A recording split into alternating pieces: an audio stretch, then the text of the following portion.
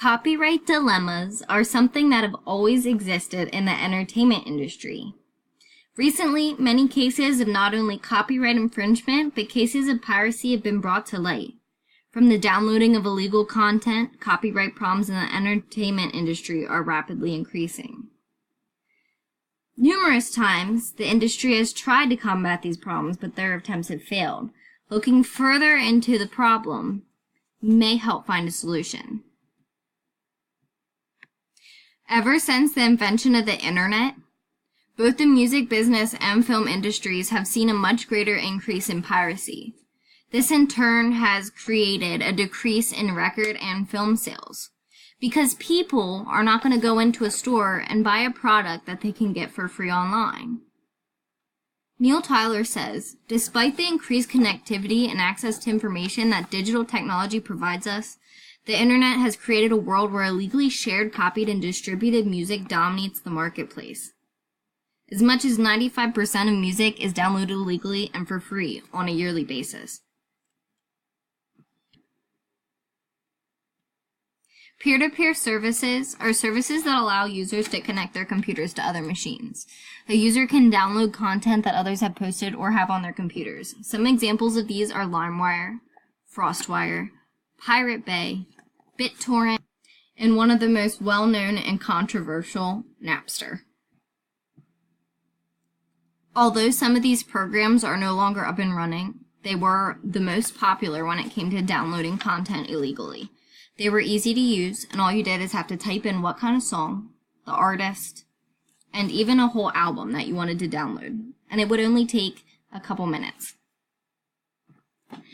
The entertainment industry has decided to blame colleges for many of these problems when it comes to piracy. They say that colleges are havens for music and movie pirates. Many times the recording industry has even brought up the topic in front of Congress because they see a very slow response to a possible billion-dollar crime wave.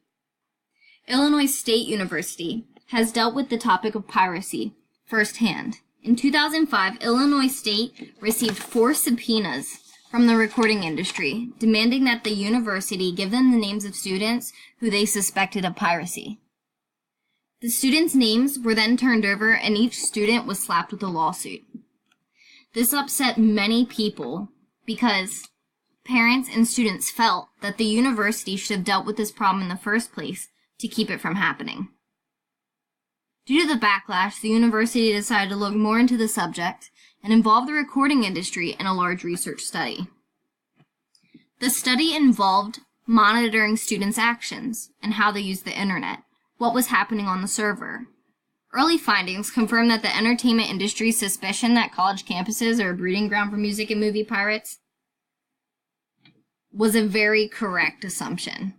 Over half of the bandwidth usage for Illinois State involved transfers that went through peer-to-peer services.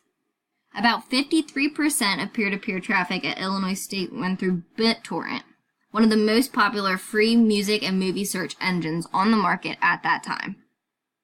Due to the findings, they decided to develop a plan to solve the problem.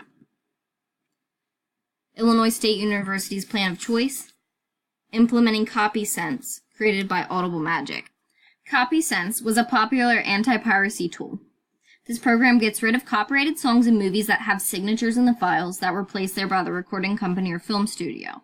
However, Illinois State University research concluded that only about 51% of music files and just 2% of video files come with these signatures. Although not all music would have these signatures, Illinois State University thought this would be their best option when it came to fighting their problem with piracy.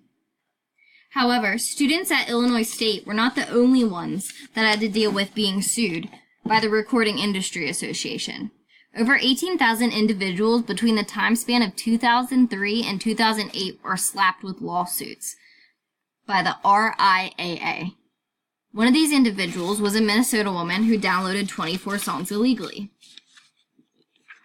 The lawsuit went on for a while, but then was forgotten. 6 years later, the lawsuit was reinstated, and the woman would have to pay $222,000 in damages. The woman thought the decision was unfair because she claimed that either her ex-boyfriend or her younger sons were to blame and she should not be held accountable. Throughout the years, this is one of the only victories that the RIAA can claim to have won. There have been several different types of piracy protection that have been tried over the years, many of them very unsuccessful. CopySense by Audible Magic, which detects signatures in files and then will delete them if they were downloaded illegally. And then DRM's, Digital Rights Management, which was perhaps one of the most used over the years. The goal of digital rights management was to rely upon quasi-copyright protections established by the Digital Millennium Copyright Act of 1998 to ensure that sound recordings are properly protected from illegal use, copying, and distribution. In more recent years, we have seen the decline in the use of DRMs. Recording companies explain that it is costly to protect files this way, and consumers do not want to pay for the costs associated with the protection. Neil Tyler of the University of Pennsylvania mentions that consumers began refusing to pay for these costs because the protection did not benefit them in any way. In February of 2007, owner of Apple, Steve Jobs, spoke about his opinion on digital rights management. The industry was stunned when the man who has sold more than 1 billion DRM-protected songs spoke out against DRMs, stating DRMs haven't worked and may never work to halt music piracy. With these ways of piracy protection being somewhat effective, some people decide to still use them. But we have found many other ways to keep people from downloading illegal music. New and effective ways of preventing piracy don't have anything to do with certain types of piracy programs at all. Instead, since the invention of smartphones, apps like Pandora, Spotify, iHeartRadio, and YouTube have been made available. These apps allow users to listen to music for free by using a multitude of methods.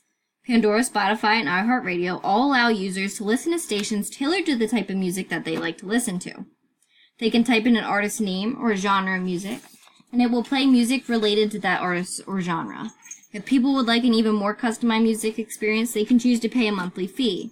With the monthly fee, users can create playlists of their favorite songs that include complete albums and specifically chosen tracks. YouTube's app also allows users to listen and watch music videos for free. They can provide this service to users by playing an advertisement before each video is played. The film industry has also developed services like each of these, including Redbox, On Demand, Hulu, Netflix, Amazon Prime. Redbox allows you to go rent a movie for only $1.50 a night, and usually includes all the most popular and recently released films.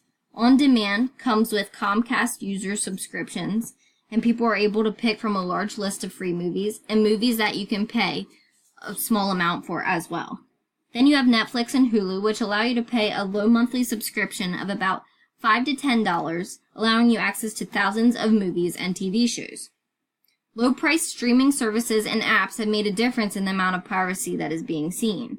With many of the P2P sites now closed down, people would much rather pay a small monthly fee to listen and watch unlimited music and movies. Eventually, these streaming services may get rid of not only piracy, but television and radio altogether. To further reduce the amount of piracy being seen, the entertainment industry must come up with more methods to stop it. In the end, if you take away someone's desire to download content illegally, then you will no longer have a problem. Apps like Pandora and Netflix allow people to do just that. Pay a small amount of money to get what they want. If someone can get the downloads they need with less risk and less work, that is the route they will most likely go.